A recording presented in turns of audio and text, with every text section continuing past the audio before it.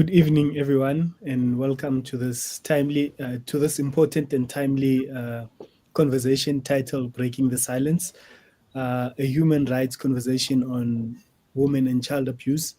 My name is Paballo Mokoena, and I'll be your host for this evening, alongside my co-moderator, Denira.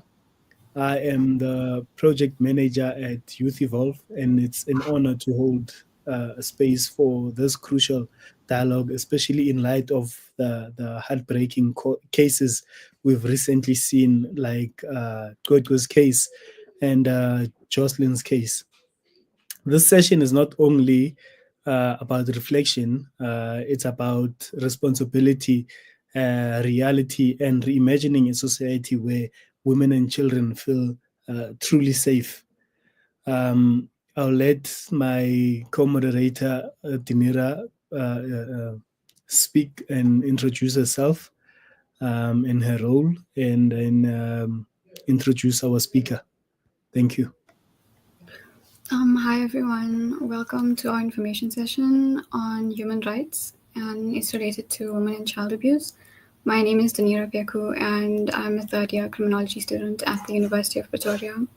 I'm really happy to be a part of this session, especially because GBV, as we know it, is absolutely alarming, especially in society that we live in today.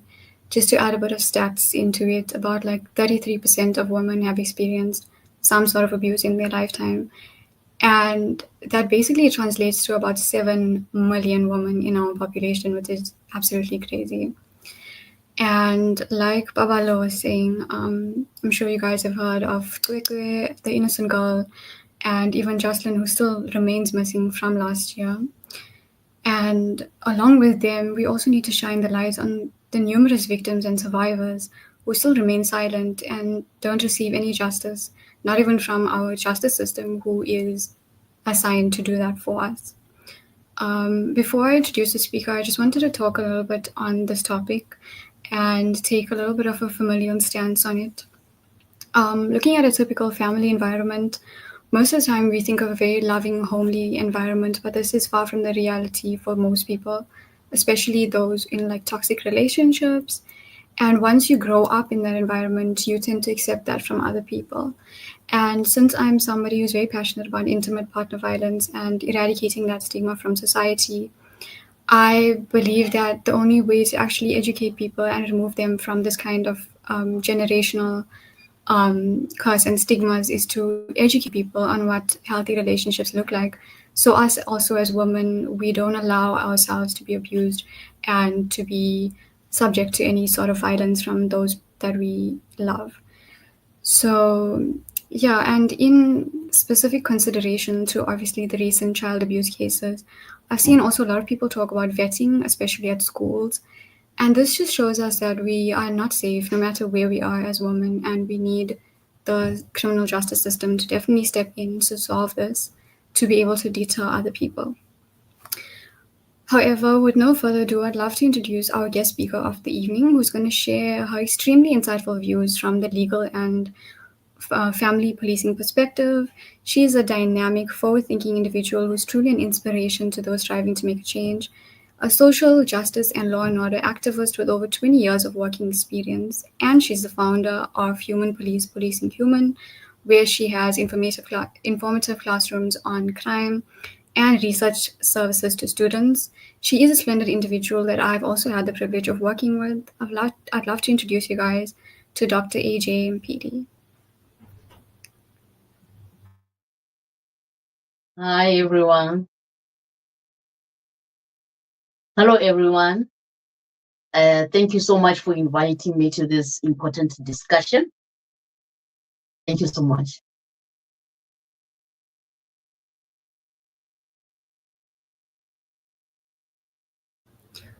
We'd love to have you here. You can just go on and tell us a bit about yourself and your thoughts on the topic, anything that you want to tell us in terms of stats, in terms of human rights, anything that you feel is very important towards this topic that we are dealing with right now. All right, no problem. Let me proceed and introduce myself. My name is Dr. Mphidi. I'm a social justice activist and for law and order. I would like to repeat that. Thank you so much for inviting me to this important session. This session that you organized here allows us not to remain silent as the people of South Africa. We are all witnesses to the silent screams that echoes behind the closed doors. So now what's happening here, we're dealing with a human being issue. Us, you and I, we are first, before we are women and children and young boys and young men and gentlemen, we are first human beings. We are recognized in terms of the Constitution of the Republic of South Africa, which is Act 108 of 1996. So now the Constitution of South Africa legally recognizes us as people, as human beings with rights and dignity. And that is also articulated in the Bill of Rights as the cornerstone for this nation. Section 10 talks about the human dignity. Everyone inherent dignity and the right to have their dignity respected with by everyone and protected. This section affirms that we are human beings who are supposed to have dignity, and this is the foundation of the human rights. So legally, we are acknowledged as human beings before our gender. So we are as worthy as persons of respect, regardless of race, gender, age, and background, and social status. So now there are other supporting sections in the Constitution that allows us to identify our stance. So section 1A, founding provision, South Africa founded on the values of human dignity, equality, and human rights. Section 9, it talks about equality. It talks about that everyone is equal before the law and has a right to equal protection and benefit from the law. Together, this provision ensures that all individuals are recognized as human beings. Everyone has inherent dignity, equal rights, and we are legally worthy as human beings. So the reason why I feel like it's very important that we should care about other human beings, it's because the Constitution reflects on recognizing us, right, as I indicated earlier, and the issue of Ubuntu, which echoes South African values, like understanding that yes, I am because you are, which articulates and adds to that we are legally and morally connected.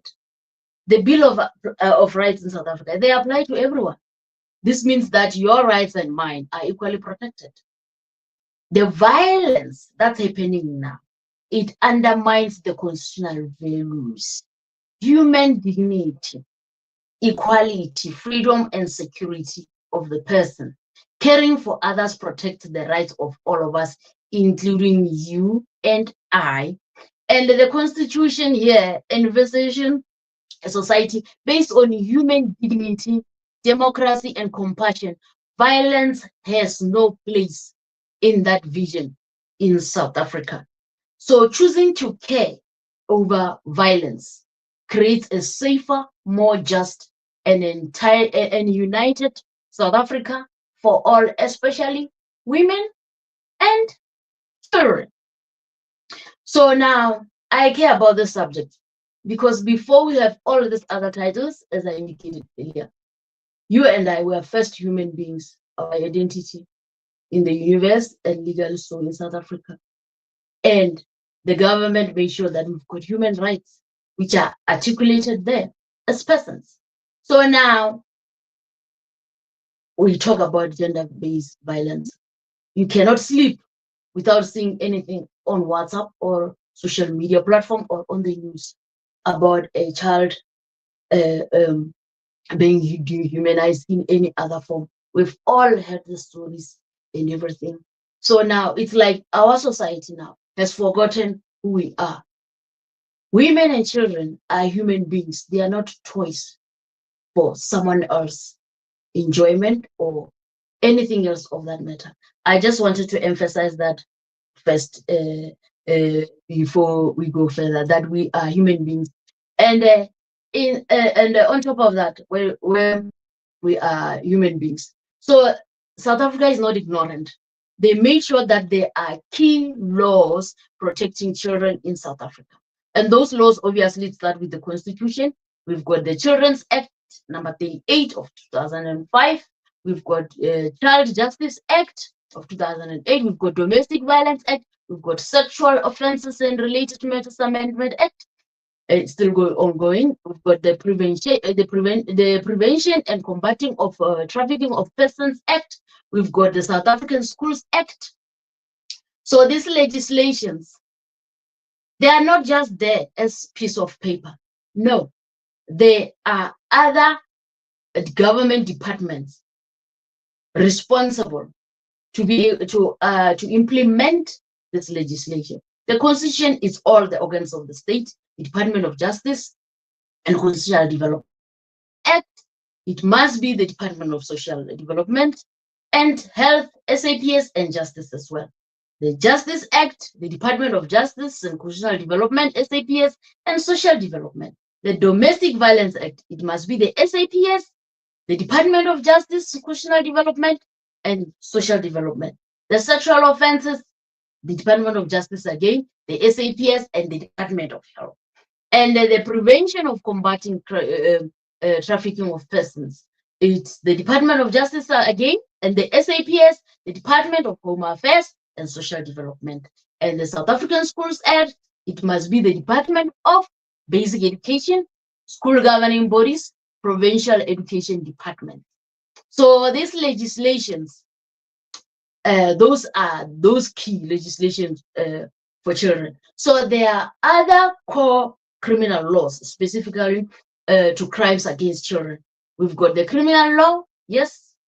We've got the Justice Act, as I indicated, and the Children's Act, the Domestic Violence and the Prevention, those other laws that I mentioned, and the Criminal Procedures Act, the Films and Publications Act 65 of 1996. We've got the Protection and from Harassment Act. We've got the Cyber Crimes Act. All this legislation that I mentioned, they do have supporting legislation that must apply with them in case there's crime. Obviously, the Constitution, you know, is the supreme law of the country for the children to be protected from maltreatment, negligence, and abuse. And the South African Schools Act, obviously, we don't have children all day at home. They do go to school, some of the kids. And then we do have the basic conditions of employment, where you know that children are not supposed to be subjected to labor, to child labor. We've got Employment of Children regulations. We've got the National Health Act. We've got the Promotion of Equality and Prevention of Unfair Discrimination. We've got Birth and Death Registration. Every child who is born in South Africa deserves to have an legal identity as a human being, as a person. So now we've got the criminal justice system that must play a role in addressing crimes against children. So now, evidently, it must start with a crime. The crime must be reported to the South African Police Service.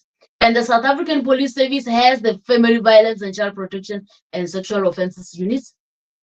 And the Department of Justice and Constitutional Development must oversee the prosecution of offenders. The National Prosecuting Authority is responsible for prosecuting crime against children, including through dedicated sexual courts. And then we also have magistrates and high courts. We've got Department of Social Development. We've got Department of Correctional Services as well. We've got Legal Aid South Africa. We've got Department of Health and other Tutuzela care centers as well. So now, the current state of child protection and women in South Africa. It is very sad to say that 1 in 3 girls faces violence, often by someone they know in South Africa. We've got strong laws, as I indicated earlier, but the enforcement is weak. We've got high violence level that are persisting right now, particularly due to hierarchy, poor policing, and broken services. We've got families and communities that often feel helpless. That's why you see a lot of people that stand outside the court.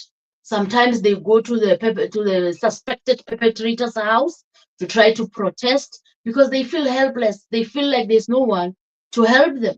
So they take matters into their own hands. We also have experts in academia that try to conduct research. However, I've noticed that it's very difficult for experts in academia sometimes to get through the right information, let's say particularly statistics that talks to the real core issue of the crime committed. And that sometimes, let me give you an example. They say a woman is being murdered. So in SAPS, and then they just say it's murder. But the statistics just says murder. It doesn't say how that particular person was murdered. Was it as a result of domestic violence or what? Just like a child, like that. So some of this information, it's hard to find, or it's hard to get from the SAPS. So some of persons, they go and work with the community through community engagement to try to find out more stories. However, the silence is there because the stories that you are looking for, the person who's supposed to be reported could be the economic provider in the house or the breadwinner. So even though the situation is like that, there are consequences of violence against children and women in South Africa. The consequences are that the violence against children and women remains a major national challenge. Right now, it's a crisis. Many children live in the child-headed families, increasingly vulnerable. They're still children. GVB, evidently, it's a crisis in our country. Girls face extreme sexual violence, and boys also suffer abuse. Youth are exposed to online violence and targeted in cyberbullying. So there are some solutions to combat gender inequality and violence in South Africa. Policy change. Yes, we've got all of the laws. Yes, we've got. There is a need for policy change on how this should be enforced. Advocacy and social mobilization, challenges in gender and inequality norms, prevention and early intervention focus on justice sector support and victim assistance. Trying to strengthen the child protection systems and training social workers, it is essential. So now, the problem is that abuse is often ignored and normalized in our society today because of the stigma, economic dependency, fear, cultural norms, silence victims. It's evident that it must be reported so that it is what? It recognized. So there are other people who do report these crimes, and then they go and what? And cancel the cases. So now this has created lack of trust in the authorities and absence of safe and community spaces. The police, yes, they do allow that. Yeah, it's fine, report.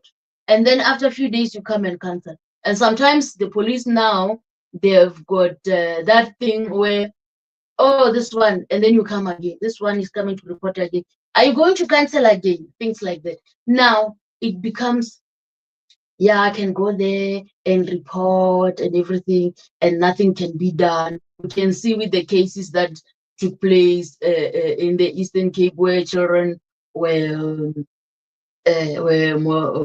violated at church. The particular famous person now is being released. So now everyone who's watching television, watching such cases where children, they report cases as children, and then they even grow up to be women right now, maybe 5 years later now. And then that case falls off the courts. It's discouraging to society to live. So I could say that some of the things that as a society are doing, there are harmful beliefs that enable abuse. Women must submit to the male authority. That particular case, that particular person was a person of authority who has taken advantage of those particular girls. They had to go through the courts all those years. And now look what's happening. Nothing's going on. Men should control women. Men can discipline women. Women can't refuse sex. Sexual harassment is seen as normal.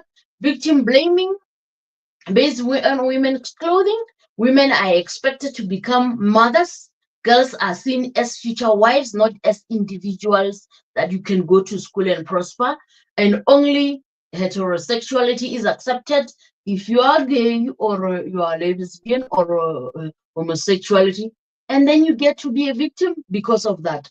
And divorced women are devalued as a result. So those are some sort of cultural norms that we've noticed. And now there is a role that a family and community must play in preventing or the escalation of this abuse. There must be a supportive, communicative families that helps prevent abuse. Disconnected families often affected by poverty, substance abuse may enable what? Abuse. Communities must shift the outreach action. Watch groups, faith groups, and social services. Now, with these faith groups, sometimes this particular case took place in a church, and the perpetrator had supporters and the victims had supporters. You see now, this also, it brings out a question that if I'm in a faith-based environment, can I talk to the elders and say so and so is doing this to me? Will they take my side of the person of the authority? Now, there must be a provincial support for clinics and shelters to strengthen this resilience. So now, what is it that community policing is supposed to serve, and how can it work in the vulnerable communities? Community policing is a matter of partnership between the police and the residents to prevent crime. Success depends on building that particular trust, skills, and including women and youth and local leaders. The SAPS do go to schools and teach and offer sessions, awareness campaigns, and so forth. Civil society must also provide training and oversight, and academics offer tailored models like that. Government must also support community policing forums to be active, inclusive, because sometimes you find that crimes are reported and the police comes after a long time. So the local structures, they can be able to help in making sure that the perpetrator maybe is apprehended or the matter is being investigated before the police comes. And we've got challenges that there are legal gaps in handling child abuse and intimate partner violence cases.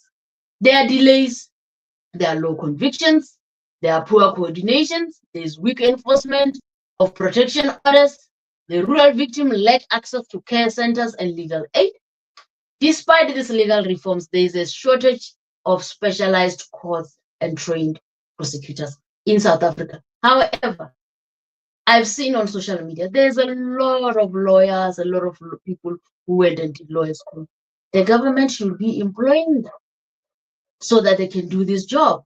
Experts recommend that trauma-informed legal approaches must be done to protect the victims. So there are other things that us as community, we overlook, just like the legal rights of victims and families. Victims can apply for protection orders, access free social psychological support, to request closed courtroom testimonies so that they don't have to feel violated. So like those children who have been going through the court, people have seen their faces now. And now it's like nothing has happened. So now children have a legal right to be heard. Many families are unaware of the available victim support services from social development. Schools are legally required to report suspected abuse. So if parents cannot see it at home, some of the teachers will be able to recognize it. And us as civil society and youth campaigns, you are required to help raise awareness and educate peers.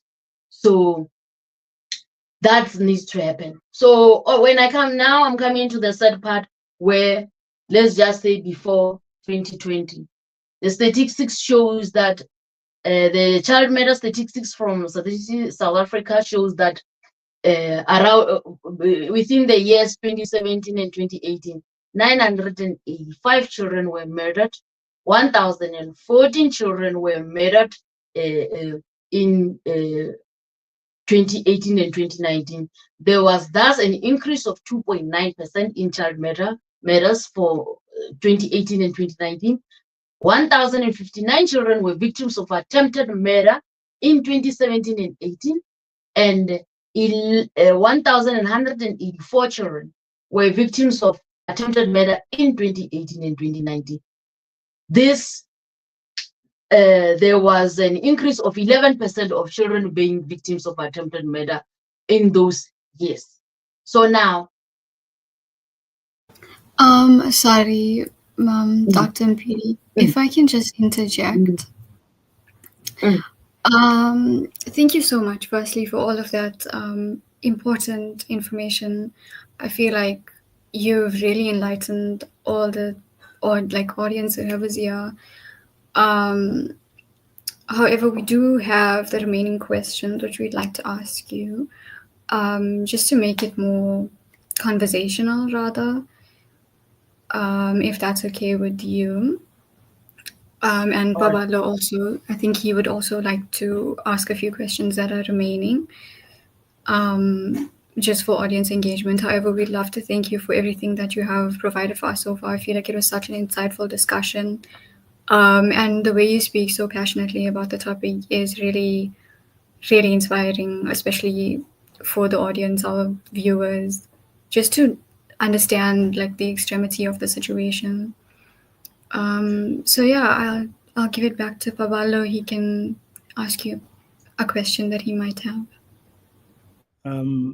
Thank you so much for that powerful contribution. Your passion into this topic really inspires us, and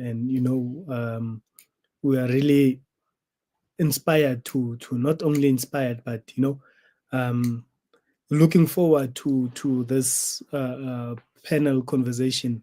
And now we'll be moving into that part of the program where we'll have a Q&A and where we'll be unpacking some of the deeper layers of this crisis, starting from home, as you've mentioned, as you've alluded also, into some of the situations that are happening at home, into the community, into systematic accountability. Those are some of the things that are happening. And I'm curious to see, as we've followed the Joslin case now unfold, and I think one aspect that stands out in this recent development is the case now being classified as a trial within a trial. And those that are unfamiliar with this, this means that the court is now assessing the admissibility of certain evidence before the main trial can even proceed, which I think it's a process designed to protect the integrity of the trial, but also highlights the delays and emotional strains these kind of cases place on families who are desperate for closure.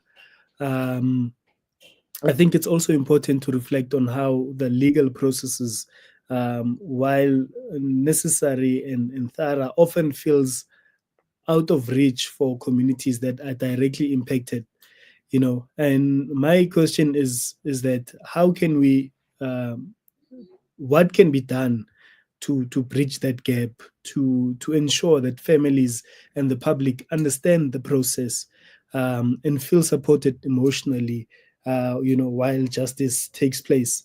As you've mentioned that, there's people are not aware, families are not aware of these processes. So really, what can be done to bridge that gap, to ensure that all these families and the public understands the processes, so that they feel supported and emotionally supported emotionally, while such cases are taking place?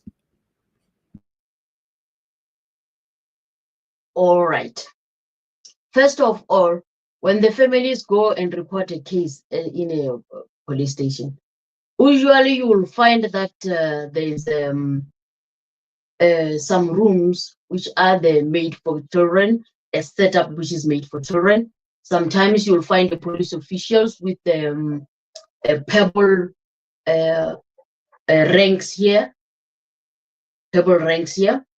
So they call them the chaplain. And you'll find social workers, they'll call up social workers. And the SAPS ensures that all the victims and the families, they are given adequate information. Where the child must go, how the family must be able to do it.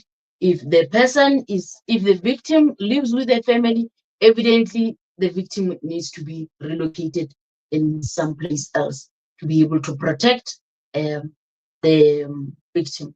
So the challenge is that when the perpetrator is a family member, a father or a brother or someone who lives in the same house, where the other family members feel that if this perpetrator goes away, we won't be able to survive. They try to suppress the victim. So these are the challenges which the South African Police Service, they also struggle. So sometimes this happens once or twice, and then when it goes to the cases, like when it goes to court, you find that it's difficult to collect evidence. There are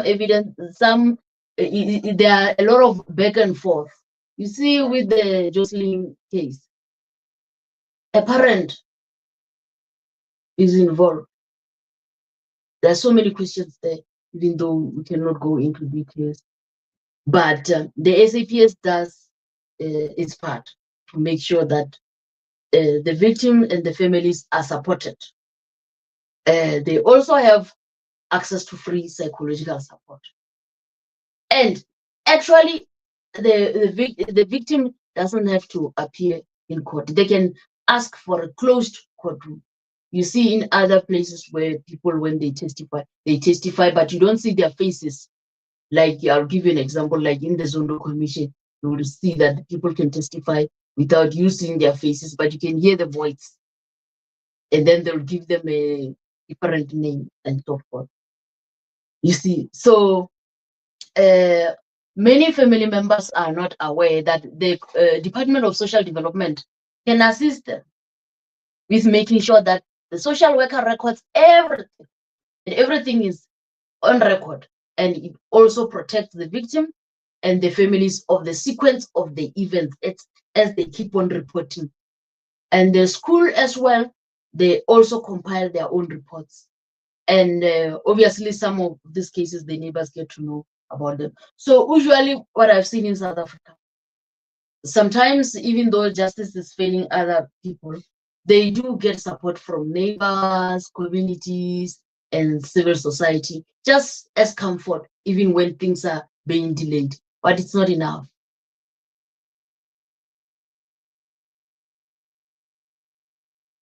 Thank you. And it's really not enough. Hey, it's really not enough. I can imagine the emotional toll that it has on them. And one of the most heartbreaking aspects also of the CweCwe case is the abuse reportedly took place in a school, an environment that is meant to protect, nurture, and educate children. Even more shocking, there were claims that some of the staff members were unwillingly to get involved. And this raises, I'm sure, a difficult but necessary question about the role of schools and institutions. Are they truly doing enough to address and prevent such cases of abuse, or are they falling short when young lives are mostly at risk? in such cases of CweCwe and in such cases of Joslin also, to bring about relevant cases. There's also so many other cases that we are not aware of that are not televised or, are not publicized, But my question is really what is it truly enough that is being done by these schools, to address such cases and gaps?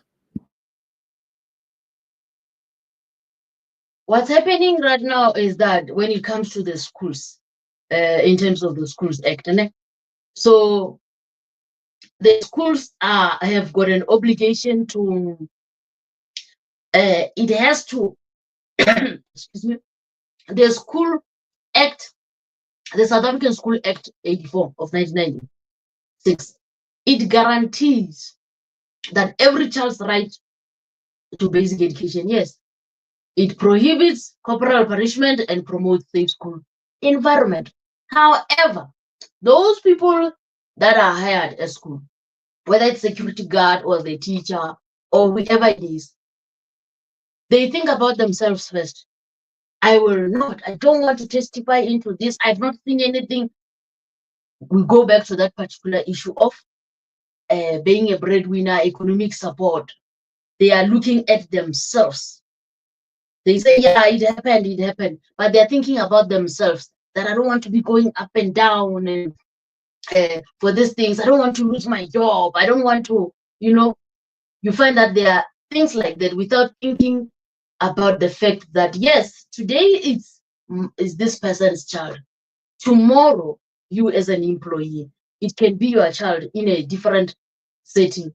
So some of the things, what I've noticed in these cases, where people just make it difficult for the cases to prosper and just get it over with, it's the selfish reasons, personal selfish reasons, which some of us sometimes, you just need to say, hey, I need to do the right thing. I have to do the right thing. We've seen similar cases in the previous where a security guard will do this to young kids or children and everything in Johannesburg there. You see, so it goes down to the person. When they're in that setting, they're thinking about my job. So that's where the problem is, individualism. You see, thank you. Thank you so much for that again, Dr. Mphidi. Your insights are honestly really helpful, especially with such a sensitive case like looking at schools and protecting children in that matter. Just going back, just deferring our topic from prevention and actually the stuff that we do after the crime occurs. I want to highlight something about prevention, actually, just to move back a few steps. In these cases, a lot of the times with schools and educators, especially with families, there are so many people who want to prevent these things from happening. And obviously we can't 100% prevent it all the time as regular citizens.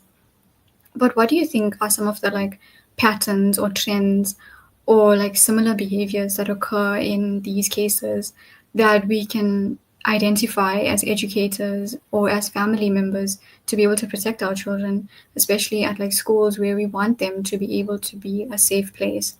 Obviously, as educators, they need to be able to recognize certain things to be able to keep the environment safe. So what do you think are some of those behaviors or patterns that commonly show up in these cases?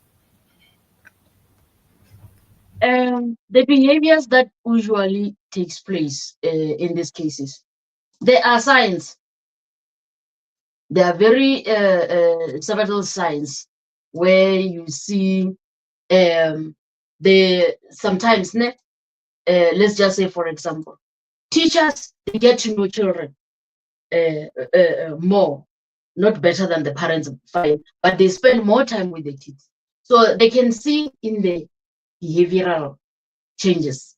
And this as well, when the children goes home, if the parent is attentive, you can see the behavioral changes sudden aggression, anxiety, depression, extreme withdrawal. This you will see at school. You find that this child used to play a lot with other kids, but now they don't have time for that. They just go and sit at the corner, and they fear the fearfulness and aggression behavior. So let's just say we're looking at the behavior. When we're looking at the behavior, there's a behavior at home, there's also a behavior at school. Sometimes you find that the child at home, they no longer want to go to school because they are afraid of somebody else at school. Sometimes you find that the child at school, they no longer, when it's time to go home, they don't want to go home because they are afraid of the perpetrator at home. So there are also physical indicators that are unexplainable, like bruises, burns, fractures, frequent injuries, inconsistent.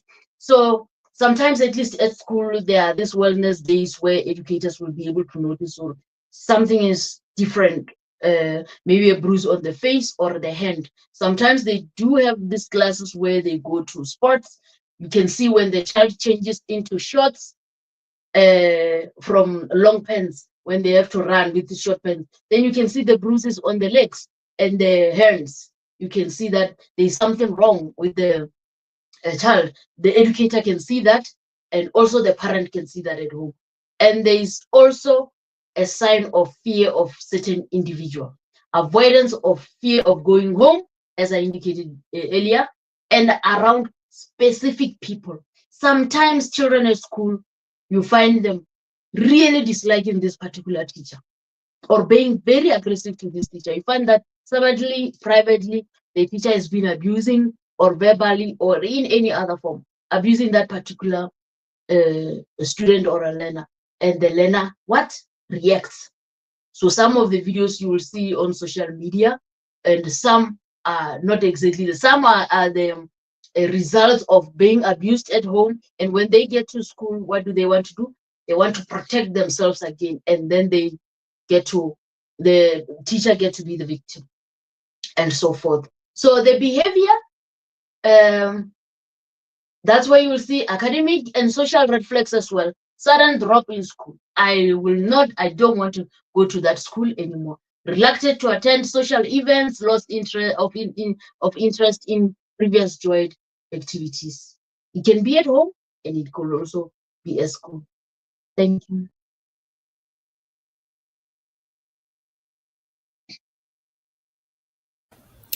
Thank you so much for that also. Again, very important, very strong remarks. I feel like especially at schools, with educators and family members, we can be a lot more like vigilant and be more involved in parenting also, just to add on to what you said in terms of being like having that attachment with the child so that they're able to tell you things also, because I guess like that a good healthy family system starts at home, so the child can be able to tell you that. So yeah, moving on to another question. Just regarding society as a whole and community, we know that there's a lot of stigma surrounding abuse. We've grown up with people with very old and age mentalities where women were seen as inferior. And so what do you think are like the most or the biggest misconceptions that people have about abuse, especially within families, communities? And what is one thing that you wish every South African household should understand when it comes to abuse? Like, what do you think would be like the prime thing that we should understand as South African families and households in terms of abuse?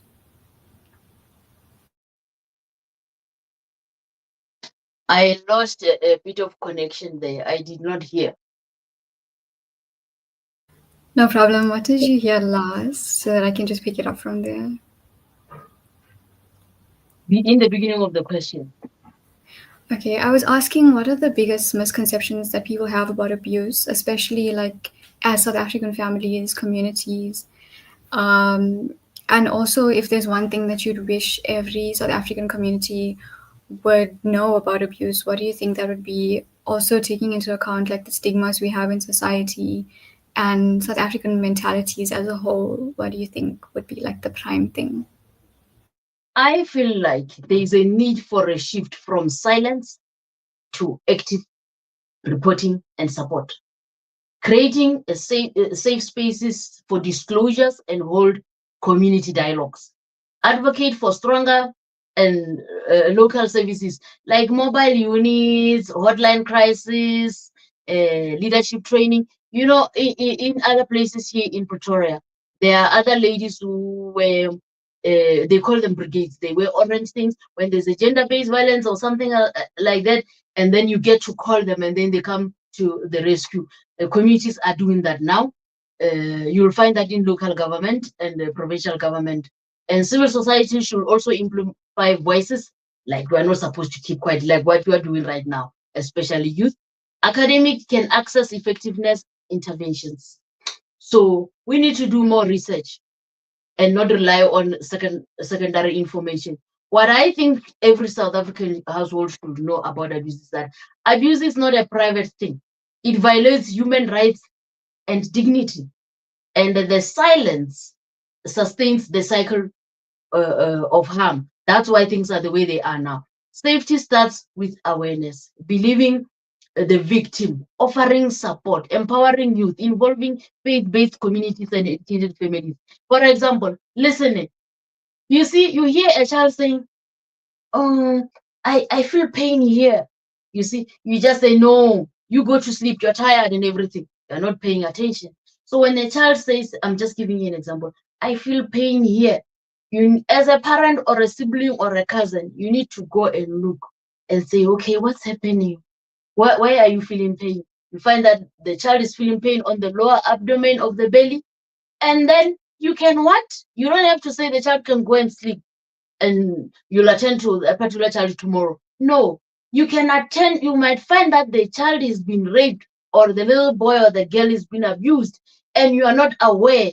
But if you pay attention and listen to that particular child saying, I'm in pain, I feel pain here, you might find that you might take the child to the doctor and or get medical attention to be able to extract all the evidence, DNA evidence that's needed at a go. The problem with our communities is that we do not listen. You find that the child has been playing the whole day and they come and say, I'm tired. It's like, you've been playing the whole day.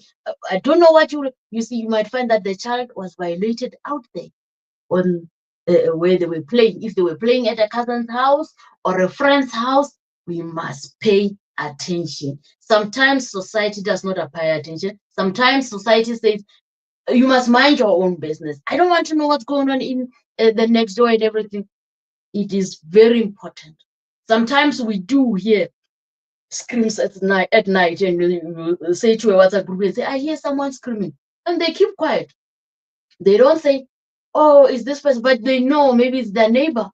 You see, you hear a lady screaming for a long time, and you have this WhatsApp community, WhatsApp group, you're saying, there's someone screaming. I think it's that side. Do you think you can go and listen and so forth? You see, people, they just ignore and say, mind your own business.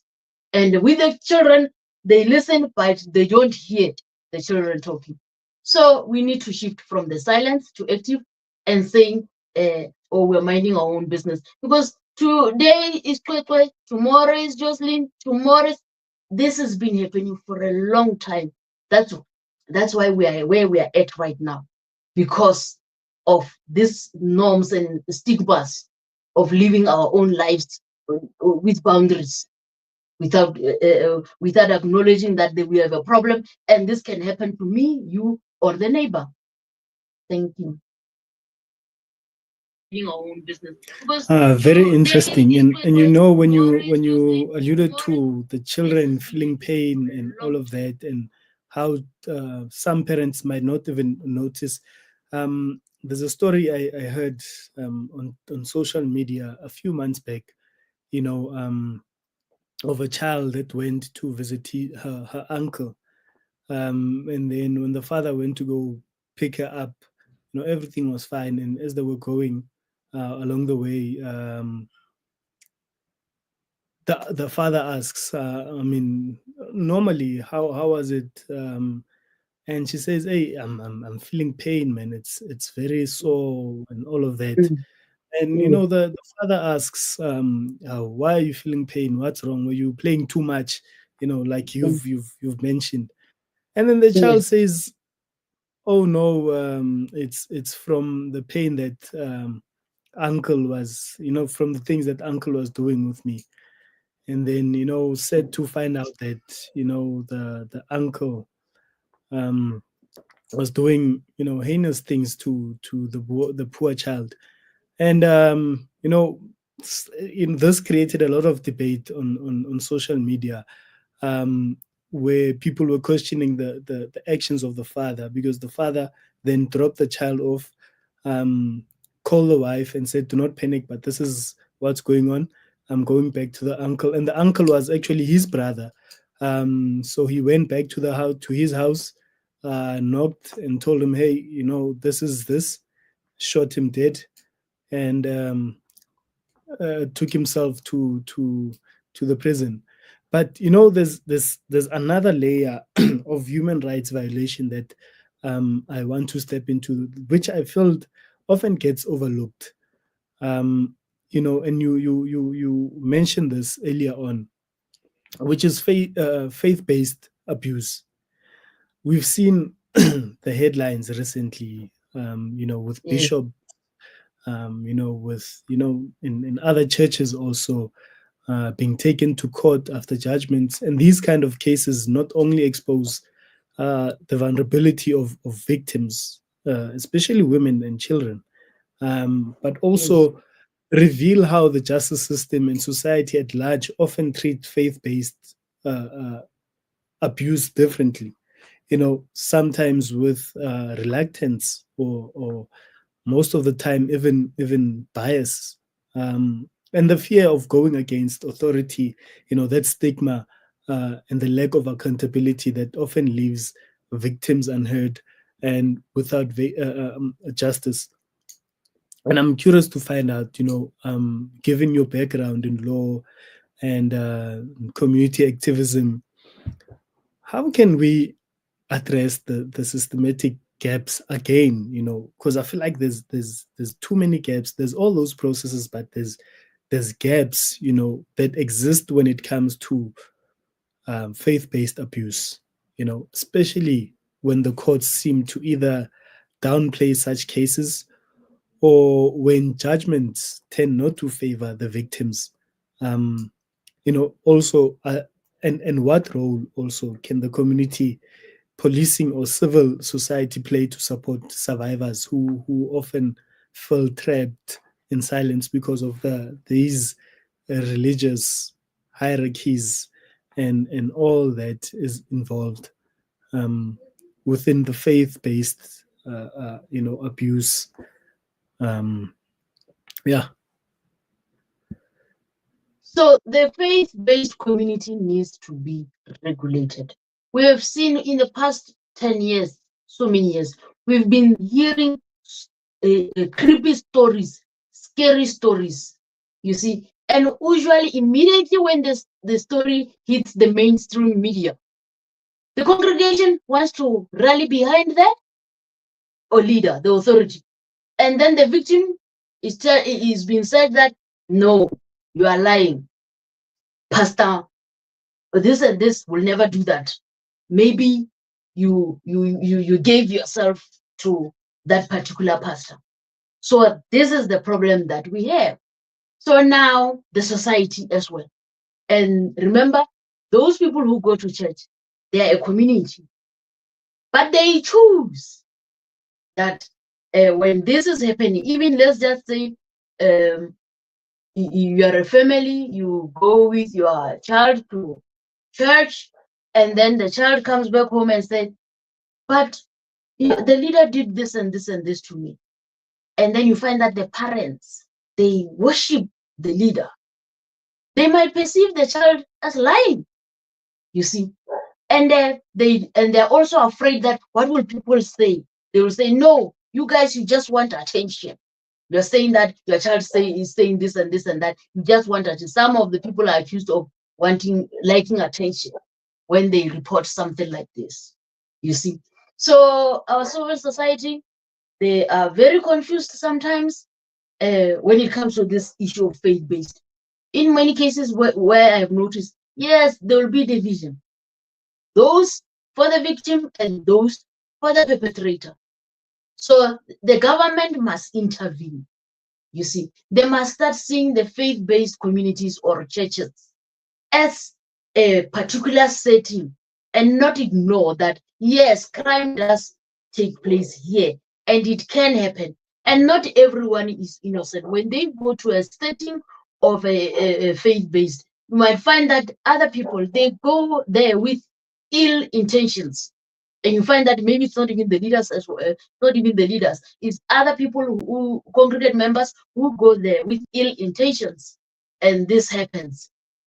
And then those particular leaders, what do they say? No, not in my church. What do? They hide the issue. Maybe, let's just say I'm young, I go and report and say, brother, this person and this person has done this to me. And the pastor says, no, not in my church. You want to tarnish my church's name. That's the problem.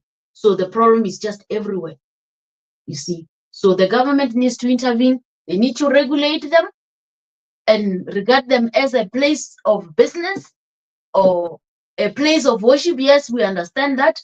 But what happens to this line of the criminality? Is it supposed to be condoned because of the name of the faith? That's a problem. That's a big problem. And we're still failing. If last week's cases is still making headlines now, after all those so many years, we're failing.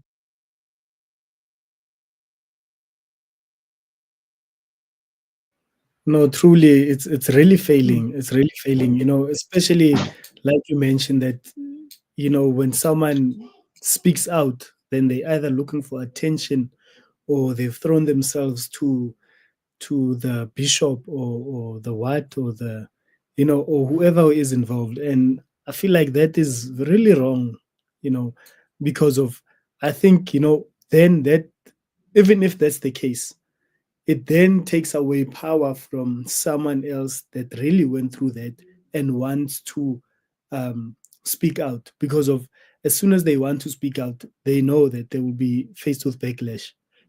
Things like, no, you did that to yourself. And I like what you mentioned, that you must always listen to the victim. And you know what I've come to normalize these days and tell the people around me is that if someone tells you, even if the story can sound as crazy or not normal, just always listen, because of, there might be some truth in that story. If you then think that that story is a lie or something. So I think, yeah, I mean, so I think those are the type of things that we need to also address, as a thingy, as a community at large, But Denira, maybe I should open this discussion to us also, as the youth, and maybe ask you if you think that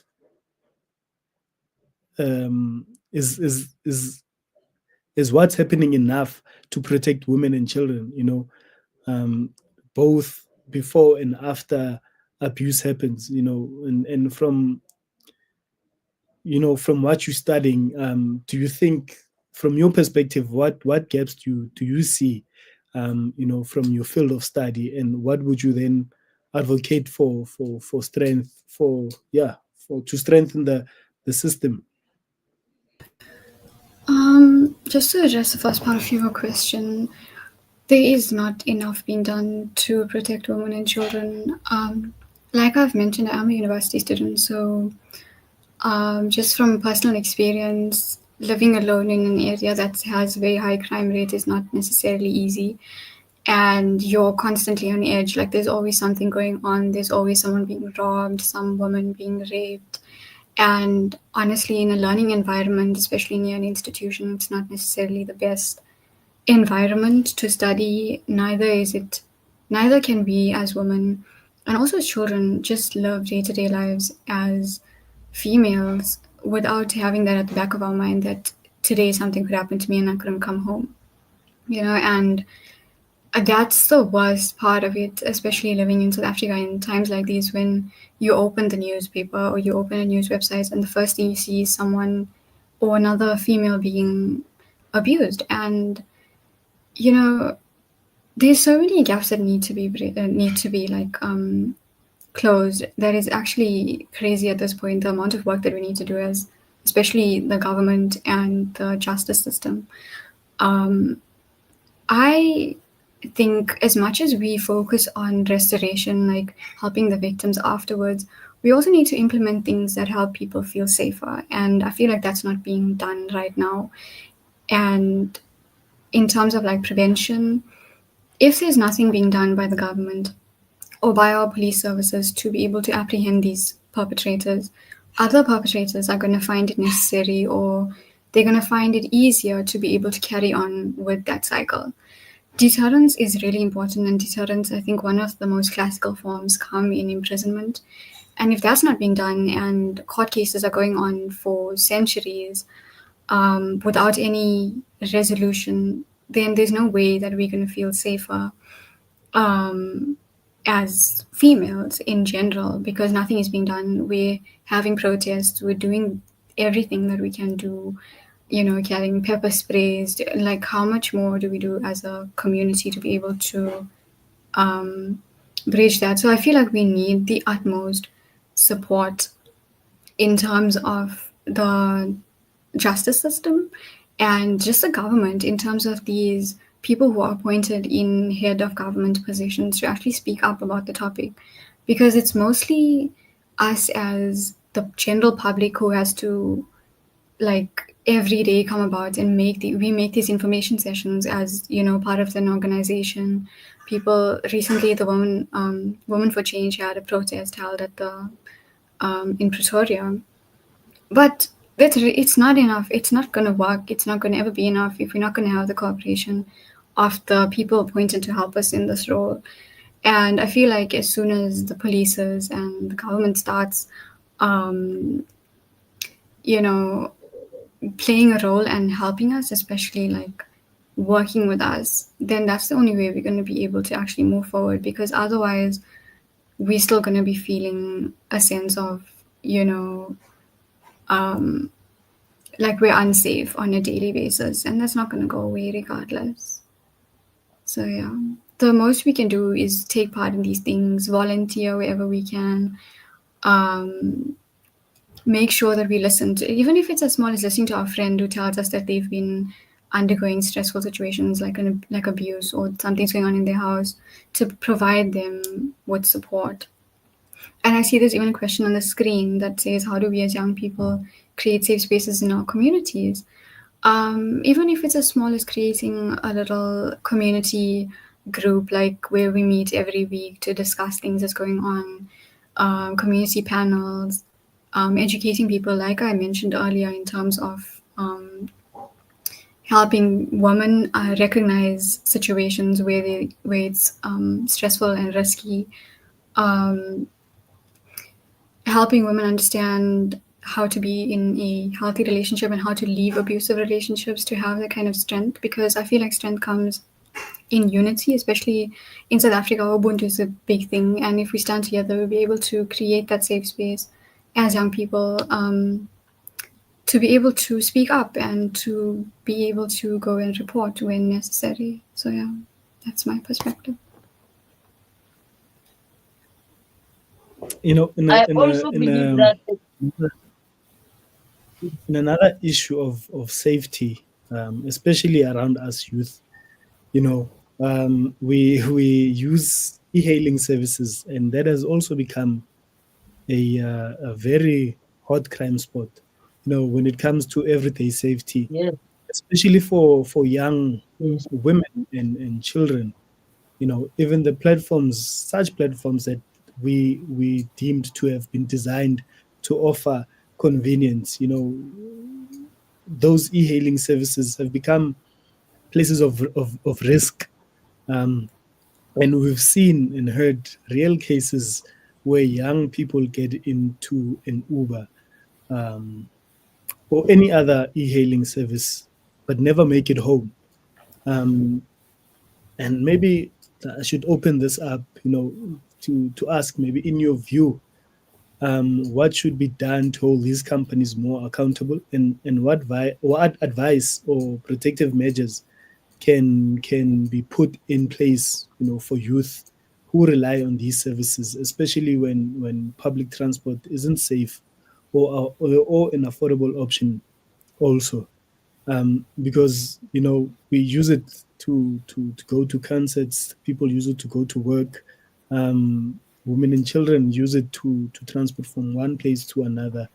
And also, just to add on that, you also find cases where, in conversation, they tell you, oh, this e-hailing services doesn't even have offices in South Africa, or this e-hailing service, nothing ever gets done.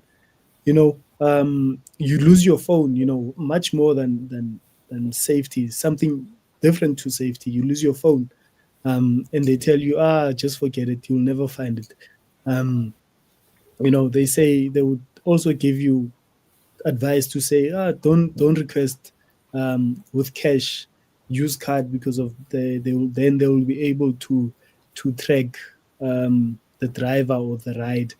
But really, maybe in your opinion, what should be done to hold these companies more accountable, and what advice would you give, to the youth, especially youth, Denira, as the youth, I can imagine you also use such services, maybe to and from university or whenever you're running your errands. Um, but yeah, let me just open it up to there. All right. Thank you so much. That is very, very, very scary. I've seen a lot of stories from Twitter, Facebook, talking about e-hailing services, things like that. It goes back to regulation. The government must regulate this type of services. So, like, for example, with the taxi industry, we know that taxi associations and everything, they regulate themselves. I mean, they do fall into the, what we call it, the laws of South Africa, and they also formulate societies for themselves, associations, and they have regulation. This is what we do, and so forth and so forth. But these other e-hailing services, let me go back to the taxi one. The taxi, at least we are 10 or we are 20 inside, or let's say 16 in the taxi. There is a bit of a safety environment there. You are not alone.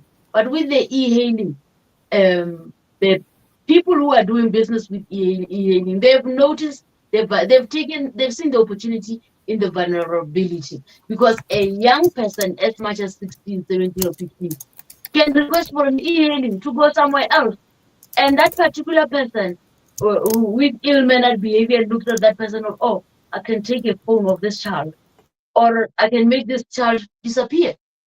So there are a lot of loopholes.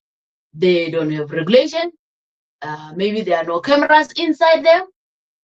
And people right now do not have any of those, what we call it, cracker and say panic buttons to say something is happening and so forth.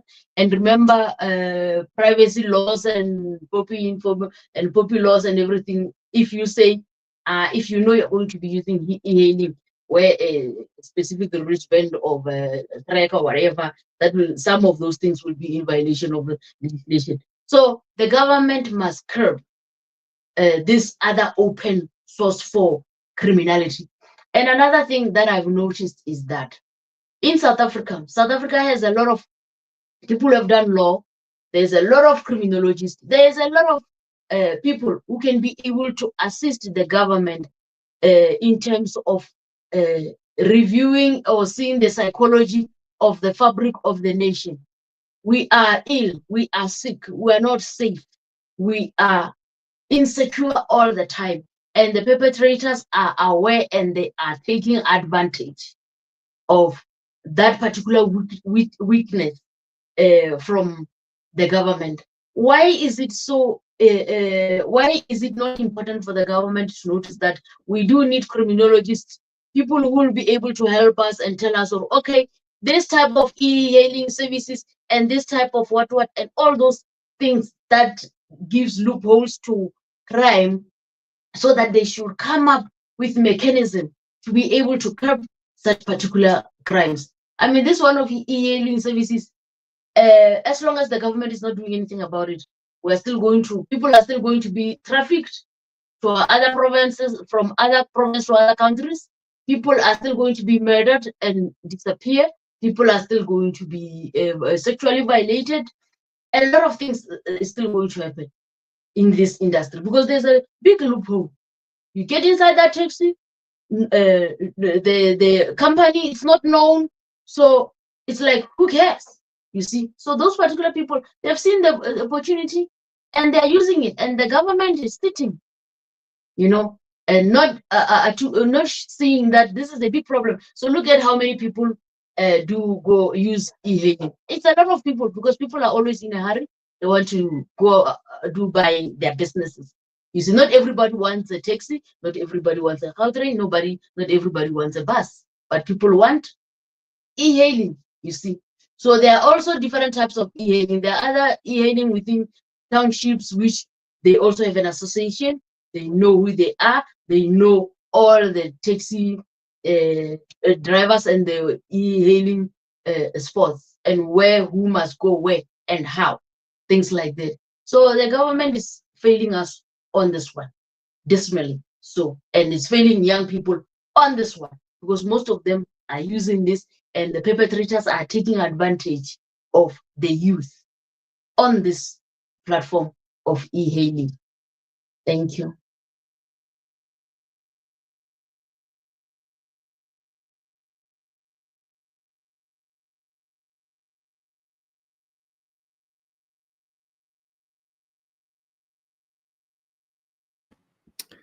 Thank you so much for sharing that. And I think, there's a bigger role that we also need to play as the youth, because of while the system is failing us, we also need to have that honest conversation as young people, especially, young women. It's no longer safe anymore. And we've seen situations where sometimes alcohol, peer pressure, or simply letting your guard down puts us at risk, like getting into an Uber alone or drunk or late at night and trusting the world to be kind, because of the world is no longer kind anymore. And as much as we want systems to change, we need to start holding ourselves accountable too. And we need to shift our mindset also to that safety, because of that safety starts with us. So I think we'll be closing now, and maybe if you have any last comments or thoughts. This has been a very insightful conversation, and I wish more of these conversations could take place, in more platforms, but I'll open it up to you and Denira before we actually close. Yeah. Just in closing, I'd just like to highlight a few comments that we've gotten by our viewers on the screen right now. Our society must learn to encourage the victims to feel safe. The people they look up to for assistance must be of good standing at times. The victims get more victimized by those they report to. And yeah, that is it relates to what Dr. Mphidi was saying earlier as well. Having that kind of support from the person that you go and tell what's going on is very important, because they will either make or break the victim in terms of giving them that kind of necessary support to carry on. We also have Dimane, who says that my issue is, do the police actually offer the right support? I've always had an issue with the police not responding well to most cases. And yeah, that's also been discussed by Dr. Mphidi, and we've also had a response from Dombiga Ise in the comments. She says she doesn't even think so, because if they did actually offer the right support, we wouldn't have had such a high excessive rate of abuse. We also wouldn't have an issue of victims killing themselves. And that is a very sensitive topic, but very important also, because there are so many people who are,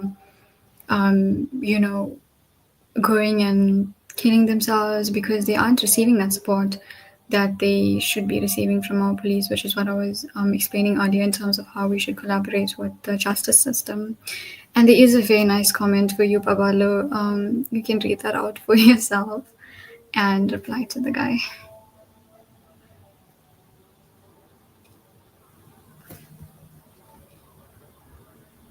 Thank you so much. Thank you so much. I really appreciate it. I really appreciate all the comments and the engagement that has been happening, behind the scenes. To close, I would like to say, at the end of the day, human rights aren't just about policies and laws. Like Miss Mphidi has mentioned. They're about people. So it starts with us. The way we protect each other, the way we speak up, and the way we hold up ourselves and our systems to be accountable. We really owe it to victims like CweCwe, Joslin, and so many unheard voices, to not let this just be another conversation, but the beginning of real change. So I'd like to thank you, Denira, and Ms. Mphidi, and to everyone who joined this powerful discussion. Thank you for showing up. These conversations are difficult, but are very much necessary. So let's keep talking. Let's keep acting. Most importantly, let's protect the vulnerable by holding our families, our leaders, and ourselves accountable. Also, just to also mention that we are also engaging.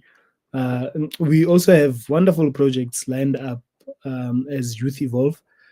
So if you want to be part of the team, as a speaker, as a volunteer, even as a sponsor, you can contact us. As Youth Evolve, you can contact me at paballo@youthevolve.co.za. And thank you to everyone. That is all from me. Thank you so much. Thank you so much. Thank you so much, Paballo and Denira. This was a fruitful session, very painful session, but it must be done. If it's not been done by you and I, who else must do it? Exactly. Where it has to be done. Yes. Thank you so much. I'm really honored to be here. Thank you. Thank you. Thank you. Thank you. Thank you. Thank you. Okay, have yourselves a wonderful night. To all of us at Youth Evolve, it was great having you. Thank you. Thank you so much. Thank you.